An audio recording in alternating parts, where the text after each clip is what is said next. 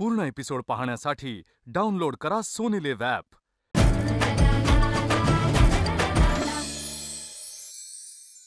नमस्कार, मी मधुरा। आज काय बनवूया या जगातील सर्वात कठीण प्रश्नाचं उत्तर सोपं करायला मी आली आहे। चला तर मग सुरुवात करूया। आज काय बनवूया? आज आपण मस्त अशी भरल्या कारल्याची भाजी कशी बनवायची ते बघणार आहोत। ही भाजी अजिबात कडवट होणार नाही, त्यासाठी त्याचा मसालाही वेगळा आणि स्पेशल आहे।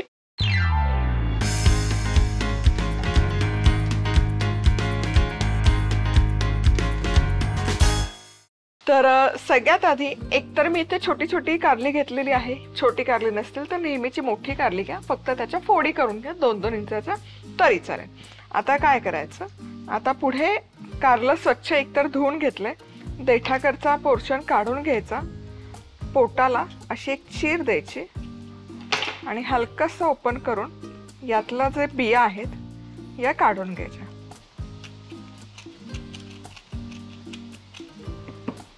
सो जितकं शक्य असेल तितकं आतला जो गर आहे किंवा बियांचा पोर्शन आहे हा काढून घ्यायचा। चला, सगळी कारली अशी छान आतपर्यंत कट करून घेतलेली आणि त्यातल्या बिया काढून घेतलेल्या आहेत। आता यामध्ये काय करायचं, चिमूटभर मीठ घ्यायचं आणि आतल्या बाजूने छान असं लावून घ्यायचं। यामुळे काय होतं ना, कारल्याला एकतर पाणी सुटतं आणि दुसरी गोष्ट म्हणजे साल आहे किंवा त्याचं जे कव्हर आहे त्यालाही चव लागते। अदरवाईज काय होतं ना, जे भरल्या भाज्या करतो त्याला जर असं मिठाचं कोटिंग नाही दिलं तर त्या कव्हरला किंवा आवरणाला हवी तशी चव नाही येत। आता हे माझ्याकडे आहे स्टीमरची प्लेट, यामध्ये ही सगळी कारली ठेवायची। स्टीमरमध्ये पाणी गरम केलेलं आहे, कढईत चाळणीत वाफवली तरी काही हरकत नाही। आता यामध्ये ही प्लेट ठेवायची आणि 10 ते 15 मिनिटं मध्यम आचेवर छानपैकी वाफवून घ्यायची, म्हणजे त्याचं आवरण आहे हे छान मौसूद शिजलं जातं। चला, आता भरलं कारल्यासाठीचा मसाला तयार करूयात। यासाठी घेतलेत मी इथे 1 कप शेंगदाणे आणि शेंगदाणे छानपैकी लाल रंगावर किंवा खरपूस असे भाजून घ्यायचे। चला, शेंगदाणे छान भाजत आले की हे पॅनच्या हलकसं एका बाजूला करून घेऊयात आणि याच्या मधोमध घालूयात अर्धा कप सुकं किसलेलं खोबरं। आता हेही भाजूयात। सुकं किसलेलं खोबरं पण छान भाजून झालंय। आता हे शेंगदाण्यासोबत मिक्स करूयात आणि पुन्हा पॅनच्या एक बाजूला 1 चमचाभर पांढरे तीळ घालूयात, जिरं घालायचं आणि हेही हलकसं भाजून घेऊयात। चला, तीळ मस्त भाजत आलेले आहेत, छान सोनेरी रंग आला। गॅस बंद करायचा। जिऱ्याचाही छान असा खमंग सुवास दरवळतोय जिरं भाजल्याचा। आता यामध्ये घालूयात लसूण पाकळ्या, आलं करूयात मिक्स आणि हे मिश्रण हलकसं थंड करूयात। चला तर मग हे सगळे भाजलेले जिन्नस मिक्सरच्या भांड्यामध्ये काढून घेतलेले आहेत। यामध्ये घालायचं 1 छोटंसं चिंचेचं बुटुक, त्याचसोबत गूळ 1 चमचाभर। यामुळे काय होतं ना, छान अशी आंबट गोड चव या मसाल्याला येते। त्याचसोबत यामध्ये घालायचं चवीपुरतं मीठ आणि मसाले, संडे मसाला, बॅडगी मिरची। हलकीशी याची भरड काढून घ्यायची, एकदम पावडर करायची गरज नाही। येस, आणि हे बघा छान असं ओबडधोबडच वाटून घेतलेलं आहे। तर कारलं पण छानपैकी वाफवून झालेलं आहे आणि सुरी घालून बघायचं, छान अशी आतपर्यंत गेली, याचा अर्थ कारलं छान वाफळलं गेलंय। चला, वाफवलेली कारली तयार आहेत, मसाला तयार आहेत। मसाल्यात थोडीशी कोथिंबीर घालते आणि हे मिसळून घ्यायचं। चला, आता हे वाफवलेलं कारलं घ्यायचं आणि यात हा मसाला छानपैकी जितका शक्य असेल तितका असा टच्च भरून घ्यायचा।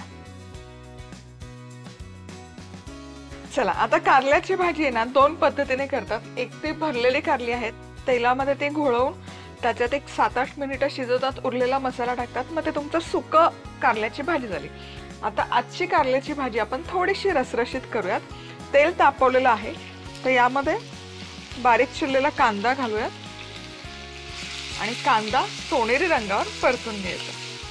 चला, इथे कांदा छानपैकी असा परतून झाला की यामध्ये घालूयात हा जो सुका मसाला आहे उरलेला सगळा यामध्ये घालायचा.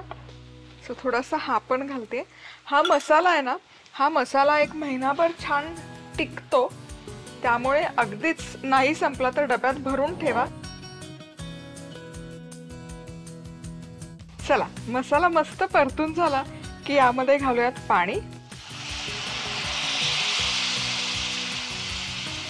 तुम्हाला कितपत रसरशीत भाजी करायची त्या अंदाजाने पाणी घाला आणि याला 1 उकळी काढून घेऊयात या ग्रेव्हीला.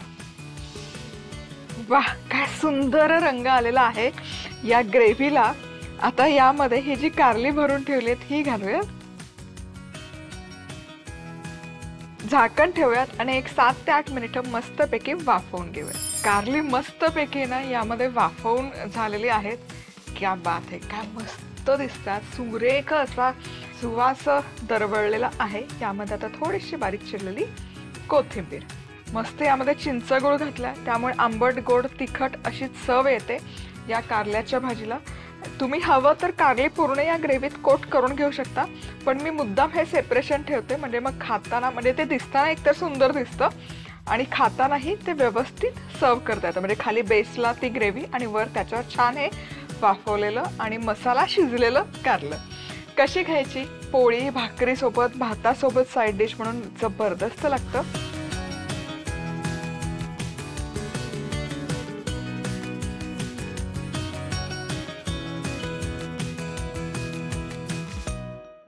सोपी आणि चमचमीत भरली कारली करण्यासाठी लागणारे साहित्य: 5 छोटी कारली, 1 कप शेंगदाणे, अर्धा कप किसलेलं सुकं खोबरं, 1 मोठा चमचा पांढरे तीळ, 1 चमचा जिरे, 4 ते 5 लसूण पाकळ्या, 1 छोटं चिंचेचं बुटूक, 1 चमचा गूळ, 1 चमचा संडे मसाला, 1 चमचा लाल तिखट, बारीक चिरलेली कोथिंबीर, चवीनुसार मीठ, 2 मोठे चमचे तेल, 1 बारीक चिरलेला कांदा, पाणी. कारलं स्वच्छ धुवून घेत देठाकडचा भाग काढून टाकत अशा पद्धतीने चीर देत मधला गर काढून टाकायचा आणि आतल्या बाजूने मीठ लावायचं आणि ही कारली साधारण 10 ते 15 मिनिटं स्टीम करायची. आता शेंगदाणे, सुकं खोबरं, तीळ, जिरं, लसूण, आलं भाजून घेत हे मिश्रण थंड करत चिंच, गूळ, मीठ, संडे मसाला, तिखट घालत मिक्सर मध्ये याची भरड तयार करायची. आता मसाल्यात कोथिंबीर मिसळत कारल्यात हा मसाला भरायचा. आता तेलात कांदा सोनेरी रंगावर परतायचा आणि सुका मसाला आणि पाणी घालायचं आणि भरली कारली घालायची आणि झाकण ठेवत शिजवायची. वर कोथिंबीर घालायची. झाली आपली भरली कारली तयार. सो आज आपल्या सोबत आहे अर्णव वैद्य. अर्णव, तुमचं आजच्या भागामध्ये खूप मनापासून स्वागत. धन्यवाद. सो आज आपण काय बनवतो? गरम मसाल्याची आमटी.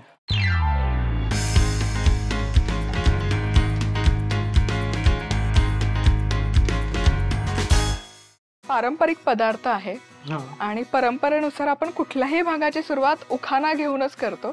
फक्त त्या उखाण्यामध्ये त्या पदार्थाचं नाव आलं पाहिजे. प्रार्थना देवा अशी की मिळो मला बायको सुगरण गोमटी, बघून हा व्हिडिओ ज्यातनी बनवतोय गरम मसाल्याची आमटी. मस्त, खूप छान. सो आता सुरुवात करूया. चालेल. काय करतो सगळ्यात आधी? सगळ्यात आधी आपण वाटण बनवायचं आणि त्या वाटणासाठी आपल्याला लागणार आहेत काही मसाले. बडीशेप घेतली आहे, काळे मिरे, लवंगा, दालचिनीचा 1 छोटासा तुकडा आहे आणि खडे मसाले जेव्हा आपण वापरतो ना तेव्हा तो प्रमाणशीर किंवा प्रमाणबद्ध वापरायचे. एकही मसाल्याचा तुकडा इकडे तिकडे झाला की तो मसाला कडू व्हायची दाट शक्यता असते. तर हीच रेसिपी निवडण्यामागचं काही कारण किंवा काही आठवणी आहेत? आठवणी म्हणजे साधारणतः हा प्रकार मी माझ्या आजोळीत जास्त खाल्लाय. माझी आई स्वतः गुहागरची आहे, तर तिकडे गेल्यानंतर साधारणतः कुठलाही मोठा कार्यक्रम असेल तर तेव्हा जाणं व्हायचं आणि तेव्हा हा पदार्थ हमखास खाल्ला जायचा. तर त्यामुळे त्याच्या आठवणी बऱ्याच आहेत. तर म्हणून मला वाटलं की ही रेसिपी सगळ्यांपर्यंत पोहोचावी. प्रत्येक भागामध्ये आपण काही टिप्स घेत असतो, त्याला आपण सुगरणींचा सल्ला म्हणतो. तर मला तुमच्या पिढीकडून काही हॅक्स असतील तर नक्कीच ऐकायला आवडतील. तर हॅक आता या वाटणाशीच निगडीत आहे. तर कधी जेव्हा आपण वाटण बनवताना कोरडे मसाले असतात आणि त्याच्याबरोबर ओली काहीतरी गोष्ट असते, खोबरं झालं, कांदा झाला, टमॅटो असेल तर टमॅटो झाला, तर तेव्हा कधी कोरडे मसाले आधी वाटून घ्यायचे. म्हणजे तुम्ही ते फूड प्रोसेसरमध्ये करा किंवा पाटा वरवंट्यावर करा, कोरडे मसाले आधी वाटून घ्यायचे, त्याची छान पावडर झाली पाहिजे आणि त्याच्यातच मग नंतर त्या सगळ्या ओल्या गोष्टी घालायच्या. त्याच्यामुळे होतं काय, ते मसाल्यांचे तुकडे तुकडे राहत नाहीत, म्हणजे दाताखाली एखाद्याचं मिरा आलं, लवंग आलं असं होत नाही. पूर्ण एपिसोड पाहण्यासाठी डाउनलोड करा सोनी लिव्ह ॲप.